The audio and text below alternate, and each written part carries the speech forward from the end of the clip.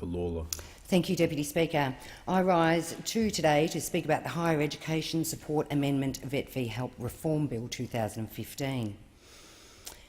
Deputy Speaker, today we're here trying to amend a piece of legislation, but the amendments that are being put forward by the government don't do enough. They don't go far enough to address the issues with Vet v Help.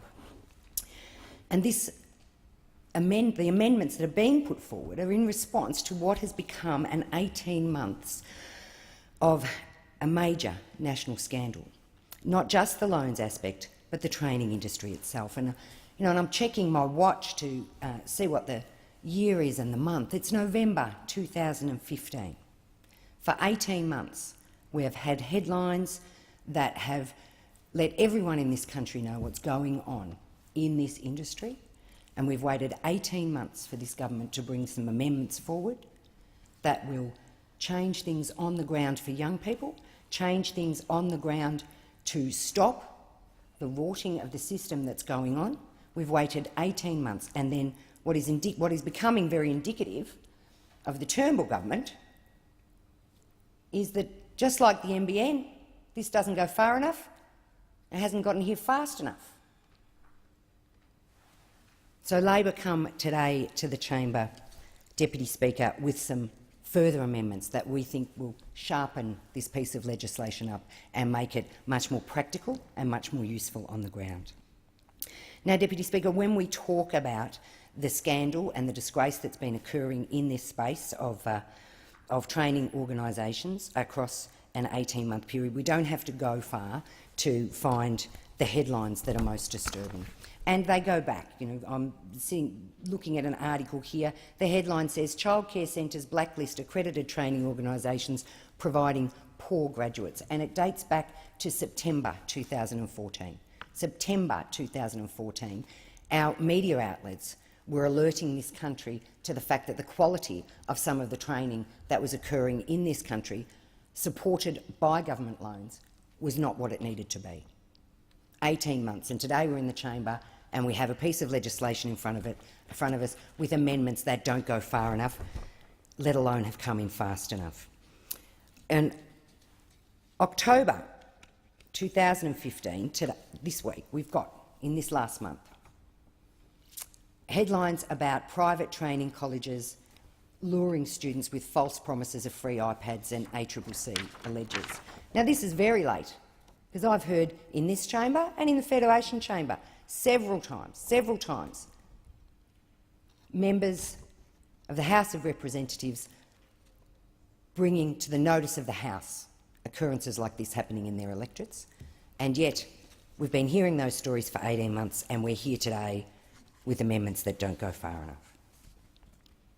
We've all seen those media reports, the unscrupulous actions of some RTOs preying on vulnerable people, gaming a system to ensure that their profits are skyrocketing while young people's training is diminishing and the quality of that training being called into question. And, Deputy Speaker, while we look at this 18-month timeline, I can put that into a Victorian perspective of the work that's happened in Victoria with Minister Steve Herbert and the things he's put on the ground in a very short space of time to tidy up this sector, to find those organisations that are operating in unethical ways and to straighten the system out. And in the process, put back value into the TAFE sector. Because, let's face it, Deputy Speaker, we're having a conversation here about a sector that, through privatised operators, diminished our state government-backed TAFEs across this country, TAFEs that people could rely on to deliver a quality product, TAFEs that over years had delivered quality product, had been perceived to have delivered reliable product to young people.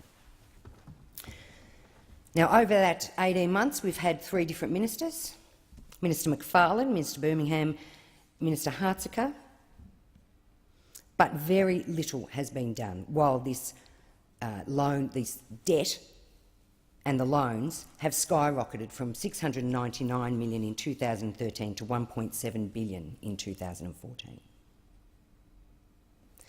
Deputy Speaker, it is alarming that it has taken this long for action to occur. It is even more alarming that we're here today to see that action and it still does not go far enough. The government has known that this has been an issue for a considerable period of time and have done nothing. Strong regulation of this sector is essential to ensure young people receive quality training and are not signing away for a life of debt. Vulnerable students are still, as we stand here today, being ripped off by shonks and sharks, and this needs to stop. Now, we have some amendments that Labor would put forward to build on the work done by the government to date that we would strongly recommend go into the mix going forward. We want to see the government appoint an industry-funded National Vet Ombudsman. We want that person there. We want there to be a reliable complaints process of the highest quality so that the space is marked clearly. If you're an unethical provider operating in this space, if you're gaming this system, we have put someone there who will track this, who will look into those complaints and who will hold you accountable. And we want an Auditor-General to conduct an audit on the use of vet fee help. We believe that students require direct access to a complaint resolution process, and we believe because in our electorates, as in the electorates of those opposite, we are hearing these stories every day. We are hearing stories of young people signing up for loans and for courses that they are not accessing and sometimes being blocked from accessing. We need to get this right, and we need to get this right now. Labor is also calling on the government to support what we had in place for over 6 months, to have the Australian National Audit Office look closely at the operation of this system. We also think that some of the suggestions from those opposite, what looks at first impressions, a 2-day cooling off period, might sound fine, but we're talking about an industry that has already gamed the system. We're talking about an industry that has already used incentives like iPads, that have already gone to the most vulnerable young people in our communities and had them signed up for loans and for courses without due diligence, without advice. We're talking about an industry that is advertising in our national papers, who are advertising in online situations. We're talking about young people who think they're applying for a job to find that they're not applying for a job, that they're called in for what they think is an interview, to find themselves with a course advisor who's suggesting that they do these courses and wants them to sign up there and then on the dot. A 2-day cooling off period. What will change? These people have already gamed this system. 2 pieces of paper, 2 different dates, same vulnerable young person, they'll sign it both times, Deputy Speaker. It is not enough. It is not enough of a layer of protection.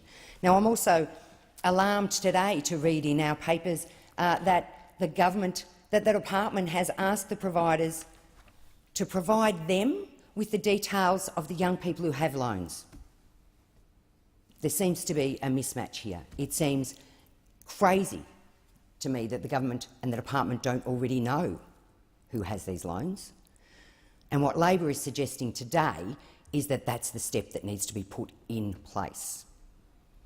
That a young person, a person wanting to retrain, a person wanting to access more training later in life, that when they go to sign up for one of these courses and sign up for a vet fee help loan, that there's another step, and that step is that the course provider then provides that information to the department then contacts that person to have their interest in that loan verified. Just another step, but one that takes the provider out of that picture. Miraculously, the department would then have the contact details for everybody that has a vet fee loan. Deputy Speaker, the 2-day cooling off period for me is at the core of this, something that appears not even to be a band-aid.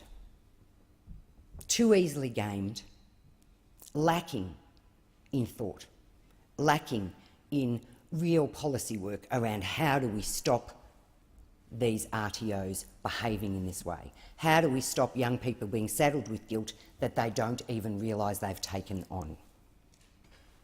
How do we ensure that these costs don't continue to blow out? Not that necessarily the costs of these loans, if they were delivering a quality product to the person who'd signed up to do them, if they were providing a quality product, and if the organisations delivering that product had processes in place to satisfy what could only be called reasonable completion rates in these circumstances. But we've seen reports of a 24% completion rate by some of these organisations. 24%.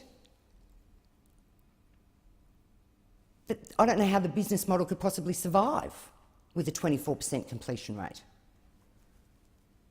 So there needs to be more done in this space, more done in terms of the amendments on this piece of legislation, and what Labor's putting forward would tighten this up very quickly, would ensure that people who are signing up for the course and for the loan have been through a process where there is an extra layer of checking going on in that process, Deputy Speaker. And we need this because we've heard the stories. We need this because our papers have exposed some of the behaviours that are going on. It's belated. It's 18 months that we've been in this space, and the amendments don't go far enough. I urge those opposite to think carefully about the amendment that would include the Ombudsman, to think carefully about a contact specifically between the department and the person signing up for the course and signing up for the loan, because I believe that these two measures in themselves may go a long way to ensuring that people are aware of what they're signing up for. As to the quality of the training, the Ombudsman there again could be a great resource on the ground, where people know they've got a complaints process. They know that it's going to be seen by somebody independent. And we'd have somebody there tracking and monitoring, and not relying on our newspapers to cover, and not relying on constant calls for another Senate inquiry to see if these amendments had been further gamed by this sector. Deputy Speaker, you don't have to look far at state governments where actions have been taken quickly. Particularly in Victoria, I suggest the government look closely at what is happening in Victoria, where this sector has had a microscope put over it, where courses have been very, very carefully scrutinised to ensure that people are getting quality. Deputy Speaker, ultimately we're talking about a system where a potentially vulnerable person is going to put themselves into debt to access training in the belief that it will lead to secure employment. And the history of this space is extraordinary. I'll go to one article today, and I have a story from my own electorate of a young man who applied for a position, what he thought was a position on SEEK, and found himself on this roller coaster of sign up for this course, sign up for the course, but the whole course doesn't get delivered. The young person has to chase the trainer for months to get what was promised and what the federal government had paid for. But I think the harshest story I heard was the story of a choir and a young job seeker from Warrnambool, Ben Mulch, that was reported by Michael Bachelard and Henrietta Cook, where this young person was pursued, contacted like a door-to-door salesman, thought he'd been somehow talent identified, to take on a loan to do a course that didn't lead to an outcome of a job. Deputy Speaker, we're in a space where there are some pariahs operating and we need to be vigilant. I ask those opposite to support the amendments that Labor puts forward, to look through the lens of our young people and the industry that needs them trained in specific areas. I ask them to I look at our thank the amendments. honourable member for Lalor. The question now is that the amendment be agreed to, and I call the honourable member for